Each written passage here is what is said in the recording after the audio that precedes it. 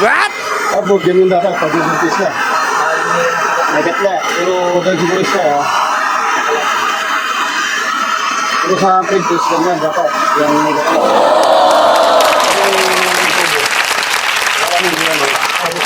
Ina-apply ko lang yun sa mga maliliit na tubo. Yan dapat ganyan eh.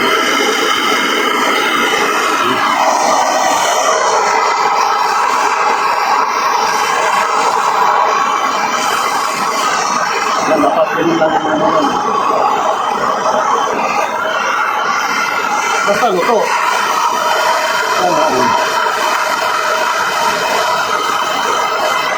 Lubawa, mayroong ano rito. May pader. Kaya nakaganyan ka. Ang unahin mo dito. Huwag dito.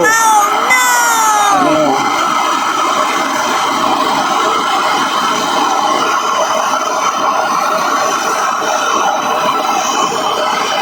Wow! So, kahit di mo makita yan, meron ang ano yan. Diba?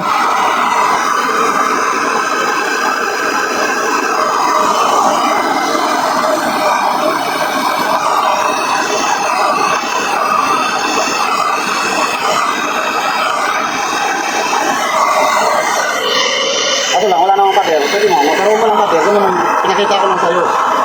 Para matulong kayo mag-ina. Kasi yan. Pero, tingnan mo.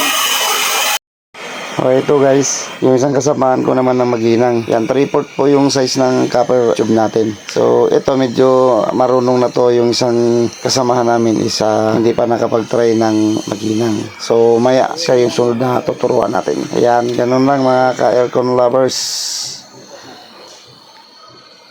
Mga basher dyan, baka sabihin na naman, hayaan ko eh, ito first time na maginang, tinuturuan ha. Kasi may mga nag-comment dun sa una, dapat daw, hinayaan ko na lang.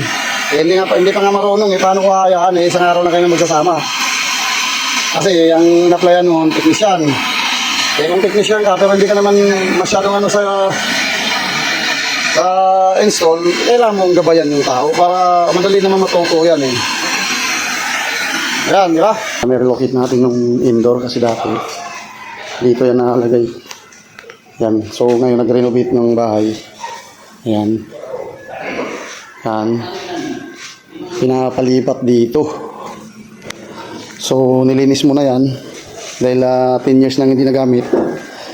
Then ito. Nag-repipe tayo.